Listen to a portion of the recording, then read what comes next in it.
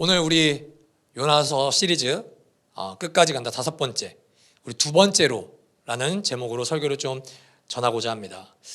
지금까지 4번의 설교의 내용을 통해 전했던 요나의 내용은 대략 이런 겁니다. 하나님이 요나에게 니느웨라는 도시로 가서 복음을 전하라고 말씀하셨는데 요나가 그 말씀을 불순종하죠.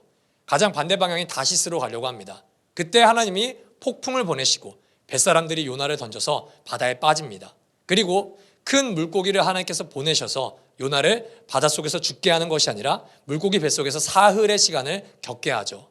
요나는 그때 하나님께 기도는 합니다. 근데 지난번에 말씀드린 것을 기억하셨는지 모르겠지만 그 기도는 제가 봤을 때는 온전한 회개는 아니었던 것 같습니다. 그리고 하나님은 그 기도를 들으셨을 때 요나를 죽이시는 것이 아니라 큰 물고기의 뱃속에서 요나를 뱉어내십니다.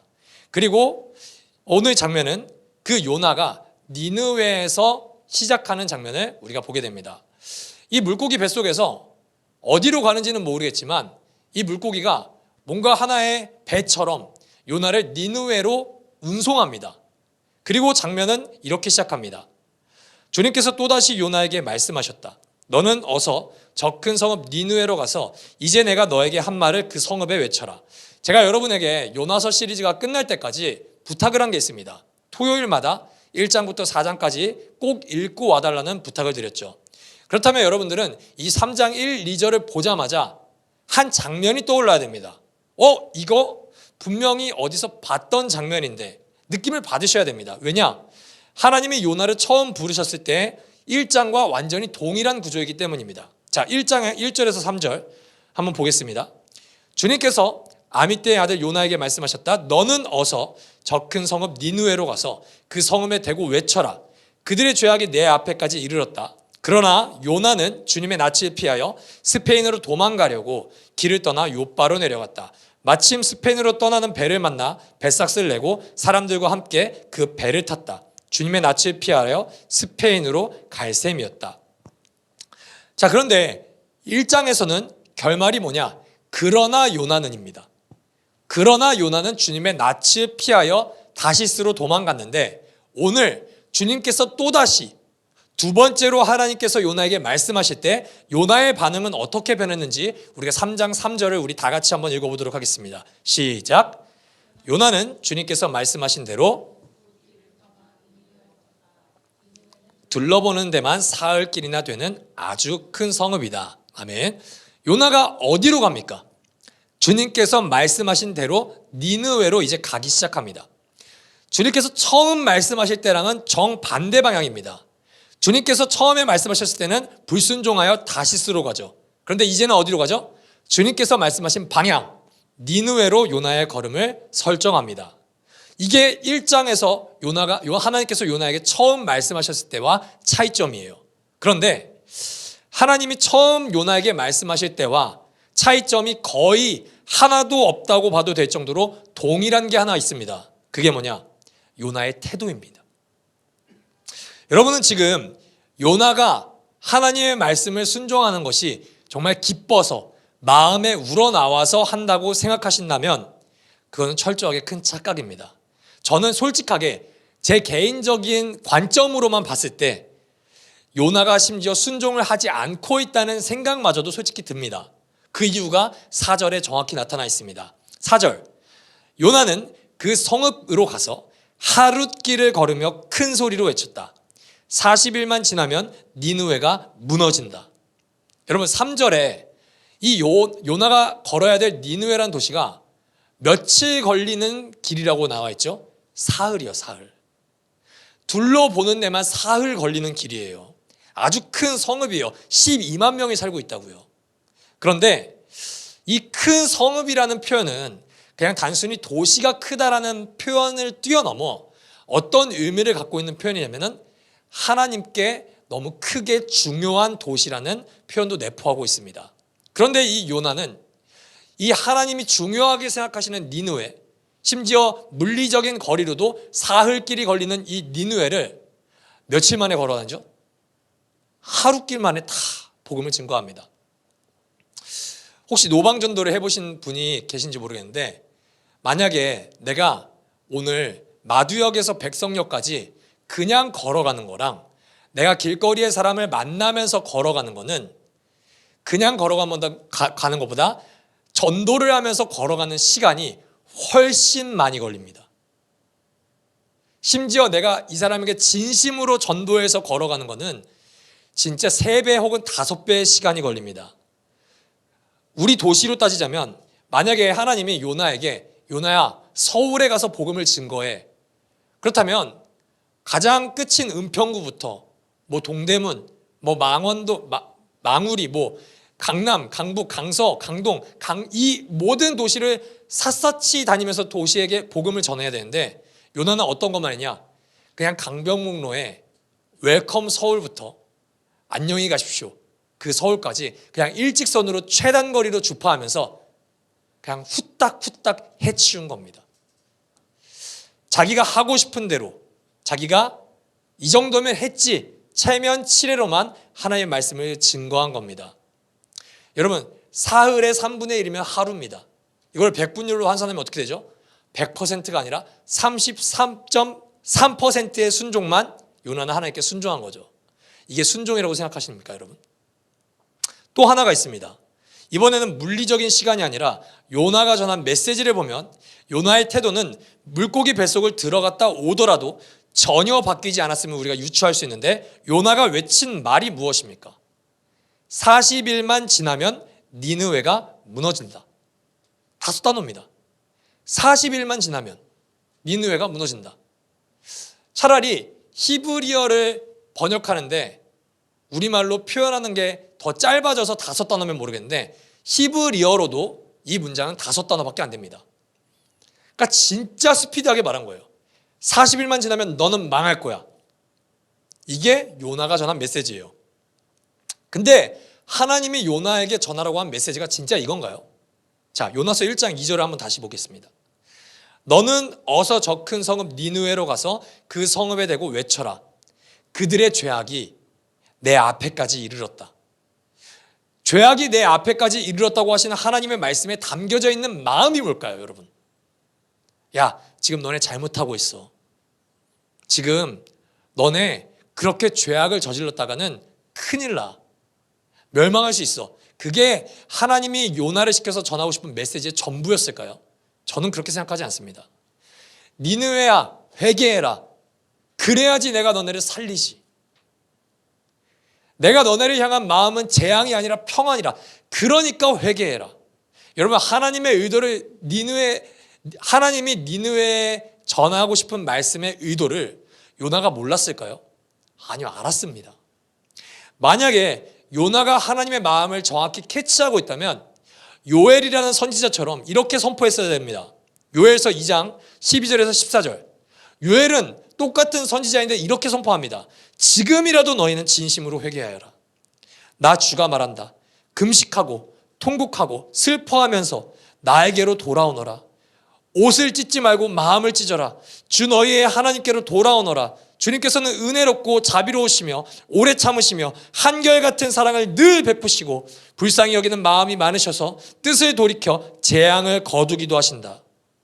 행여 주님께서 마음과 뜻을 돌이키시고 오히려 복까지 베푸셔서 너희가 주 하나님께 곡식 제물과 부어드리는 제물을 바칠 수 있게까지 하실는지 누가 아느냐. 정말 하나님의 마음을 깨달은 선지자라면 이 메시지를 선포했어야 됩니다. 그러나 요나는 사흘길을 하루로 축소시킨 것도 모자라서 하나님의 메시지 또한 이게 하나님의 뜻인가 싶을 정도로 생략을 해버립니다. 아니 생략이 아니라 오히려 왜곡해버리죠. 여러분 만약에 요나가 정말 하나님의 마음 가운데 감동해서 순종했다면 요나는 하루가 아니라 사흘이 아니라 심지어 며칠을 하나님의 메시지를 선포했을까요? 저라면 40일을 선포했을 것 같습니다. 물론 저도 안 하겠지만 40일 뒤에 너네 망할 수 있어. 그렇다면 요나는 하루, 사흘이 아니라 그 40일 뒤에 얘네가 망할까 봐 초조하는 마음으로 그 니느웨의 둘레를 계속해서 돌면서 선포했겠죠. 야, 39일 남았어. 38일 남았어. 하루 남았어. 아직 기회가 있어. 그러니까 회개해. 지금 요나의 메시지에 어디 하나님의 사랑이 들어있습니까? 그렇다면 하나님의 말씀에 3분의 1의 순종도 아닌 진짜 몇 퍼센트의 순종도 하지 않는 요나를 봤을 때 하나님의 뜻이 성취되는 것이 아니라 하나님의 계획과 뜻은 망했어야지 정상입니다. 요나의 이런 불성실한 순종에 니느웨는 어떻게 반응했는지 우리 3장 5절을 한번 보도록 하겠습니다. 그러자 니느웨 백성들은 하나님의 말씀을 믿고 금식을 선포하고 그들 가운데 가장 높은 사람으로부터 가장 낮은 사람에 이르기까지 모두 굵은 베옷을 입었다. 이 굵은 베옷을 입었다는 것은 이스라엘 백성들이 하나님께 회개할 때 보이는 행동입니다. 죄를 뒤집어 쓰고 굵은 베옷을 입으면서 하나님께 통곡하는 회개의 형태죠. 이 장면을 보자마자 제가 설교문에 적은 속담이 하나 있습니다. 개떡같이 말해도 찰떡같이 알아듣는다. 여러분, 요나는 하나님의 말씀을 개떡같이 전합니다. 근데 니느웨 백성들은 하나님의 말씀을 요나의 입술에 그 개떡같은 설교에도 불구하고 찰떡같이 알아듣죠. 여러분, 지나가는 외국인이 외국인입니다. 여러분에게 야, 너 40일 뒤에 망할 거야 라고 이야기하면 여러분들은 무슨 생각이 드십니까? 회개해야지 이런 생각 드시나요? 아니요. 저 미친 인간이? 제 지금 우리나라 문화를 몰라서 그러는 건가? CCTV 없는 데서 한번 때려야 되나? 여러분, 별의 별 생각이 다 들 겁니다. 그런데 지금 니느웨는 진짜 헛소리 같은 요나의 설교에 그들이 할 수 있는 가장 최선의 회개를 하나님께 드리고 있습니다. 이 장면을 보면서 우리가 오늘 설교를 통해 기억해야 되는 게 하나가 있습니다.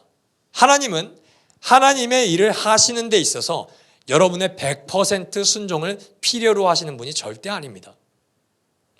우리는 종종 착각합니다.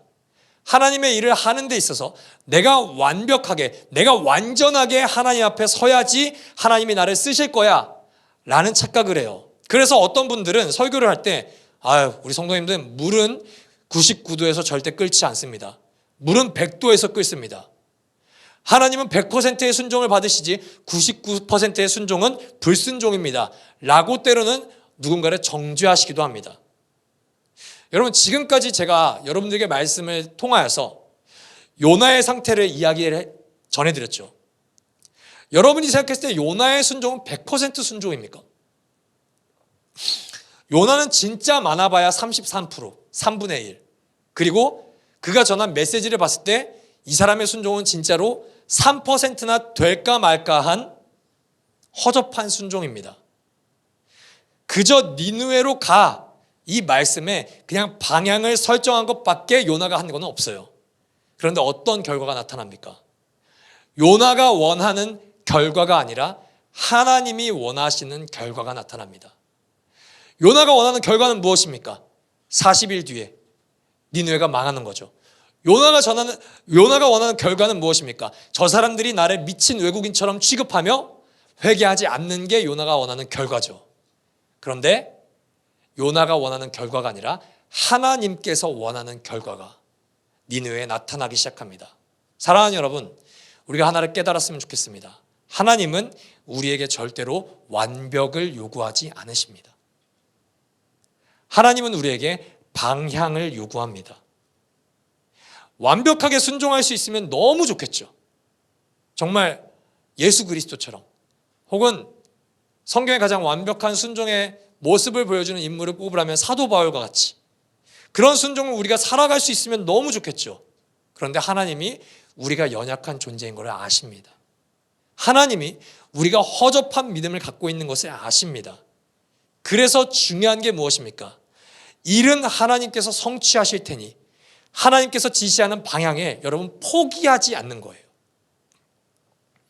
포기하지 않고 내 삶을 한번 내가 할 수 있는 만큼만이라도 맡겨드리는 거예요. 내 마음에 내키지 않고 말씀하신 만큼 내가 할 자신이 없더라도, 짜증이 날지라도, 순종하다가 심지어 포기하더라도 내가 할 수 있는 요만큼이라도 한번 순종해보는 것, 그것이 우리에게 원하시는 하나님의 뜻입니다. 여러분, 니느웨가 왜 회개했을까요? 요나가 잘해서요? 아니요. 지금 요나는 개판이라니까요. 일부 학자들은 니느웨가 당시 혼란스러운 상황을 겪고 있었기 때문에 회개가 가능했을 거라고 이야기합니다. 실제로 니느웨는 오랜 전쟁을 통하여서 나라가 굉장히 어려웠어요. 그리고 또한 당시에 신의 개입이라고 생각할 수 있는, 신이 우리를 향해서 진노하고 있다고 사인이라고 생각하는 일식이 많이 관측됐다고 합니다. 개기일식이죠. 그리고 지진 등의 여러 상황을 통해 그들은 속마음으로 어떠한 신이, 초월적인 신이 우리를 멸망시키려고 하는 것이 아닌가라는 위기의식을 느끼고 있었다고 학자들은 주장합니다. 때문에 그런 상황 속에서 요나가 별거 아닌 너네 그렇게 하다가 진짜 망해 라고 하는 메시지에 반응했다고 주장해요. 학자들을 비롯해 많은 사람들은 이것이 우연이라고 이야기할 수 있습니다. 그러나 성경을 우리가 전체적으로 받는 그리스도인들은 이것이 우연이 아님을 깨닫습니다. 요나보다 먼저 앞장서서 그들의 마음을 주장하신 하나님의 섭리라고 우리는 고백할 수 있는 것이죠. 여러분, 요나만 이럴까요? 아니요. 우리도 솔직히 하나님께 대충 순종합니다. 어쩌면 우리는 요나보다 훨씬 더 완악한 마음을 가지고 훨씬 더 말씀 가운데 짜증을 품고 하나님을 대합니다. 그럼에도 불구하고 하나님께서 하나님의 일을 우리에게 보여주시는 이유가 뭘까요? 우리가 짜증으로 하나님께 말씀을 순종하면 하나님은 그냥 너 하지 마, 됐어, 다른 애 시키면 돼, 이러면 되는데 하나님은 끝까지 우리를 설득하시는 이유가 뭘까요? 그림을 통해서 설명을 드리도록 하겠습니다. 제가 정말 좋아하는 그림인데요, 프랑스 화가 에밀 라누의 돕는 손이라는 제목의 그림이에요. 여러분, 지금 한 손녀와 할아버지가 노를 젓고 있습니다. 아마 손녀로 보이는 저 소녀는 지금 자신의 모든 힘을 다해서 노를 힘차게 저으면서 할아버지에게 이렇게 이야기할 거예요. 할아버지, 지금 내가 이렇게 열심히 노를 저으니까 배가 앞으로 나아가고 있어요. 할아버지, 내가 이렇게 열심히 하는데 뭐라고 칭찬 좀 해주세요. 여러분, 지금 여러분이 할아버지라면 뭐라고 이야기할까요? 너가 아직 철이 덜 들었구나. 지금 너가 저어서가 아니라 내가 젓고 있어서 이 배는 앞으로 나아가고 있는 거야. 여러분이 이 그림에 있는 할아버지의 표정을 보십시오. 그 표정이 어떻습니까? 자식, 아무것도 모르지. 그 표정이 아닙니다. 정말 우리 손녀 너무 기특하다. 너가 이렇게 노를 열심히 좋아서 지금 이 배가 앞으로 나아가고 있는 것 같아. 우리가 하나님의 일을 하는 게 이 원리입니다. 내가 뭔가를 한다? 여러분, 착각하지 마십시오. 여러분, 아무것도 안 하고 있어요. 내가 예배를 잘 드린다? 내가 기도를 열심히 한다? 내가 말씀을 잘 읽는다? 아니요. 그것 때문에 하나님이 하나님의 일을 보여주시는 게 아닙니다. 하나님이 모든 것을 다 하세요. 그리고 하나님은 우리에게 딱 하나를 요구하세요. 손만 얹어주라. 손만 얹어주라. 그리고 하나님이 배가 앞으로 나아가는 것을 우리에게 보여주시면서 하나님은 뭐라고 하시죠? 와, 정말 잘했다. 정말 기특하다. 여러분, 하나님이 왜 우리에게 순종을 요구하시냐? 하나님은 우리의 순종이 없어도 하나님의 일을 하실 수 있는 분입니다. 그런데 우리에게 순종을 원하시는 이유는 딱 한 가지입니다. 하나님이 하시는 일에 대하여 가장 수혜를 누리고 가장 큰 기쁨을 누리고 가장 큰 하나님의 사랑을 누리는 일이 우리의 순종을 통해서 우리가 누릴 수 있기 때문입니다. 배에 올라타라. 타기 싫어도 배에만 올라타라. 노에 손만 얹어봐라. 그러면 남은 일은 내가 다 할 거다. 하나님께서 여러분에게 마음을 주셨는데 하기 싫었던 일이 있을 겁니다. 손을 놓고 있었던 일에 여러분 포기하지 마시고 다시 손을 올려두십시오. 할 수 있는 만큼만 계속 해보십시오. 조금이라도 도전해 보십시오. 짜증을 내도 좋습니다. 투덜대도 좋습니다. 대충 하셔도 좋습니다. 그럼에도 불구하고 여러분 순종 같지 않은 순종일지라도 하나님께 그 순종을 포기하지 말아보십시오. 그렇다면 하나님은 우리에게 가장 최선의 결과를 분명하게 보여주실 겁니다. 하나님은 우리의 그 순종 같지 않은 순종을 통하여서 가장 큰 기쁨을 우리가 누리게 하길 원하시는 분임을 기억하시기를 주님의 이름으로 축복합니다. 자, 그렇다면 이제 니느웨 백성들이 어떻게 회개했는지 6절부터 9절까지의 말씀을 우리 다 같이 한번 읽어보도록 하겠습니다. 시작. 이 소문이 전해지니 그도 임금의 의자에서 일어나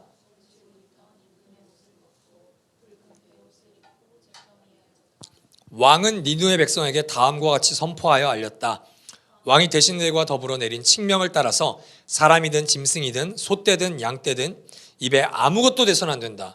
무엇을 먹어도 안 되고 물을 마셔도 안 된다. 사람이든 짐승이든 모두 굵은 배옷만을 걸치고 하나님께 힘껏 부르짖어라. 저마다 자기가 가던 나쁜 길에서 돌이키고 힘이 있다고 휘두르던 폭력을 그쳐라. 하나님께서 마음을 돌리고 노여움을 푸실지 누가 아느냐. 그러면 우리가 멸망하지 않을 수도 있다. 여러분, 도시가 전체적으로 회심하는 역사가 나타납니다. 이게 교회사에서도 몇 번 없는 일들이에요.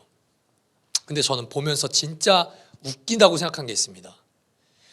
여러분, 동물까지 금식하는 회개가 어디 있습니까? 동물들이 뭔 죄예요? 그냥 자기들만 회개하면 되죠. 저는 살면서 동물까지, 기르는 가축까지 금식시키는 건 아마 니느웨가 처음이자 마지막이 아닐까 생각합니다. 지금 성경이 니느웨의 회개 장면을 기록한 이유가 뭐라고 생각하세요? 그냥 회개했다라고만 해도 되잖아요. 지금 이렇게 회개해야 할 대상이 누구입니까? 요나입니다. 지금 너 회개해야 돼. 하나님이 노여움을 푸실지 누가 알아? 이 말씀을 전해야 되는 사람이 니느웨의 왕입니까? 아니면 선지자 요나입니까? 요나예요. 하나님은 이방인의 왕을 통해서 오늘 생전 하나님의 말씀을 처음 듣는, 그것도 개떡같이 전하는 하나님의 말씀을 처음 듣는 니느웨의 왕을 통하여서 요나에게 회개를 촉구하는 겁니다. 더 나아가 요나는 지금 누구를 대표하는 인물이죠? 이스라엘을 대표하는 인물이에요. 더 나아가 요나는 지금 누구를 대표하는 인물이죠? 우리를 대표하는 인물입니다. 니느웨는 왕부터 신하들, 그리고 백성들, 심지어 가축들까지 하나님께 통회하고 자복하며 뜨거운 마음으로 회개하는데, 요나와 이스라엘, 더 나아가 우리는 지금 니느웨가 하나님께 반응하는 이 뜨거움을 갖고 있습니까? 상실했죠. 저는 그 뜨거움을, 하나님을 향한 열정을 잃어버린 이유를 이 문장으로 정의하고 싶습니다. 은혜가 식상해졌다. 은혜가 식상해져서 그래요. 지금 니느웨 사람들은요, 자기가 죄인이어서 하나님께서 자신들을 용서해 주시는 것이 너무 간절해요.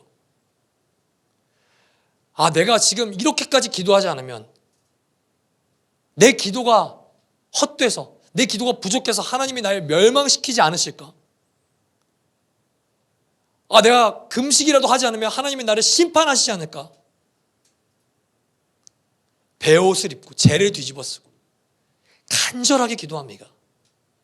내 행위가 조금이라도 하나님의 마음에 들지 않으면 하나님께서 나를 멸하실까 봐. 기도 한마디, 조금이라도 더 마음을 들이는 금식, 그 한 끼가 자신의 운명을 결정한다고 생각하면서 회개해요. 반면 이스라엘 백성들, 더 나아가 우리는 하나님을 어떻게 대합니까? 얘네 맨날 예배 드려요. 상번제를 드리는 족속들이거든요. 그러니까 이 예배 가운데 어느 순간 간절함이 없어요. 예배? 라이트하우스 일상? 오늘 좀 빠지면 어때? 오늘 좀 늦으면 어때? 다음 주에도 예배는 있어. 기도? 오늘 기도 안 한다고 하나님 나 멸망하지 않아. 성경? 괜찮아. 난 작년에도 어차피 못 읽었었어. 오늘 안 읽는다고 내 인생에 그런 큰일이 일어나지 않아. 김영훈 목사 맨날 말하잖아. 하나님이 우리를 무조건 사랑하신다며. 나는 그거에 대한 확신이 있어. 지금 나는 바빠. 지금 나는 일도 해야 돼. 지금 나는 연애도 해야 돼. 그러니까 나를 사랑하신다면 하나님이 내가 하나님을 외면해도 하나님은 나를 이해해 주겠지. 그런 마음들이 하루하루 쌓입니다. 그런 마음들이 하루 이틀 쌓이면서 어느 순간부터 우리는 예배에 하나님의 은혜와 감격을 상실합니다. 성경을 읽고 싶은 마음조차 생기지 않습니다. 기도를 안 하는 게 우리에게 기본 값이 되어버립니다. 왜냐? 식상하니까요. 내 방 한 칸에는 언제나 성경책이 있거든요. 나는 언제든지 뜨거운 마음은 갖고 오지 않더라도 11시 30분이면 나는 이 자리에 있을 수 있는 확신이 있거든요. 그러다 보니까 더 전심으로 하나님을 찾지 않습니다. 은혜가 뻔해지고 예배가 뻔해지고 하나님의 사랑, 십자가가 어느 순간 식상한 종교적인 단어로만 우리에게 정이 되게 됩니다. 결국 은혜에 반응하지 못하는 상태에 이르기까지 됩니다. 주일에 교회만 오는 싸늘한 종교인이 되어버리는 것이죠. 제가 교회를 다니면서 가장 이해가 안 되고 가장 짜증나는 말이 하나 있어요. 어른들이 보통 하는 말입니다. 영훈, 나도 젊을 때 열심히 해봤어. 나도 젊을 때 너처럼 뜨겁게 해봤어. 그런데 다 식는 거야. 그 사람 100% 거짓말쟁입니다. 때로는 흔들릴 수는 있죠. 근데 하나님의 은혜에 날마다 직면하는 사람이 그 사랑에 식을 수 있을까요? 그건 거짓말입니다. 그건 내가 하나님의 은혜를 직면하지 않고 날마다 하나님을 외면하고 회피한 사람의 결과물일 뿐입니다. 마음은 없으면서 행동으로만 하나님을 예배하는, 종교적으로만 이 자리에 앉아있는 상태가 지속되면 지속될수록 나중에 5년 뒤, 10년 뒤에 우리가 해야 될 말이 그겁니다. 나도 20, 30대 때 라이트하우스 무브먼트에 있는 소속된 교회까지 다녀봤어. 나도 오직 주님을 고백해봤어. 그런데 결국 다 식어. 거짓말입니다. 그런 우리에게 하나님은 어떻게 반응하실까요? 이게 오늘 설교의 결말입니다. 3장 1절을 우리 한번 다시 보시죠. 3장 1절. 3장 1절에 뭐라고 써있죠? 주님께서 또다시 요나에게 말씀하셨다. 우리가 외면하고 우리가 식어지려고 할 때마다, 우리가 종교인으로 정말 굳어질 때마다, 아니 이미 굳어졌을지라도 하나님은 우리를 포기하지 않습니다. 개역개정에는 이걸 두 번째로라고 번역했는데, 하나님은 우리가 다시 은혜를 직면할 때까지, 다시 하나님의 말씀을 기쁨으로 순종할 때까지 포기하지 않고 오늘도 우리에게 말씀하십니다. 주님께서 김영훈에게 세 번째로 말씀하셨다. 주님께서 고성미에게 100번째로 말씀하셨다. 주님께서 천경현에게 9000번째로 말씀하셨다. 언제까지 하실까요? 세상 끝날까지 너와 함께 있으리라. 하나님은 우리가 세상 끝날까지 주님의 품으로 오는 그날까지 하나님은 우리에게 또다시 말씀하십니다. 하나님은 우리를 무한하신 그 횟수의 두 번째, 세 번째가 아니라 무한하신 하나님의 사랑으로 우리를 초대합니다. 우리는 요나처럼 억지로 순종할 때가, 그 순종할 때마저도 대충 할 때가 솔직히 인생의 대부분입니다. 어쩌면 우리는 오늘도 기쁨과 감격 없이 이 예배의 자리에 왔을 수도 있습니다. 하나님에 대한 사랑과 감격을 전혀 기대하지 않고 예배를 드릴 때가 우리에게 많을 수도 있습니다. 그런데 우리에게는 또다시 주님을 외면하는 변수가 늘 발생하지만 하나님께서는 또다시 우리를 설득하시는 일이 변수가 아니라 상수입니다. 사랑하는 성도 여러분, 우리는 변해도 주님은 변하지 않습니다. 우리는 또다시 주님을 외면할 때 주님은 또다시 우리에게 말씀하시며 우리를 설득하십니다. 이것이 우리에게 복음입니다. 할렐루야. 로마서 8장 33절을 읽고 우리 오늘 설교를 마치도록 하겠습니다. 로마서 8장 33절입니다. 우리 다 같이 한번 읽어보겠습니다. 시작. 하나님께서 택하신 사람들을 누가 감히 고발하겠습니까? 의롭다 하신 분이 하나님이신데 누가 감히 그들을 정죄하겠습니까? 그리스도 예수는 죽으셨지만 오히려 살아나셔서 오른쪽에 계시며 우리를 위하여 대신 간구하여 주십니다. 사랑하는 성도 여러분, 요나처럼 못된 인간들이 있죠. 너 망할 거야. 너 그리스도인 아니야. 너 100% 순종하지 않기 때문에 너 제자도 아니야. 정말 못된 인간들. 그 사람들 때문에 복음이 희석되고 있습니다. 저는 여러분에게 자신감 있게 설교할 수 있어요. 하나님은 니느웨를 사랑하시고, 하나님은 요나를 사랑하시고, 하나님은 저와 여러분을 사랑하십니다. 그래서 하나님의 뜻은 절대로 여러분들의 멸망이 아니라 하나님의 뜻은 언제나 구원에 포커스가 맞춰져 있습니다. 여러분, 요나 되게 불성실하죠. 요나 회개 안 했다니까요. 요나 순종 안 한다니까요. 그런 말도 안 되는 인간을 통해서라도 하나님은 그 완악하고 잔혹한 니느웨를 구원에 이르게 하십니다. 여러분, 근데 하나님이 요나가 아니라 우리에게 누구를 보내십니까? 예수 그리스도를 보내시죠.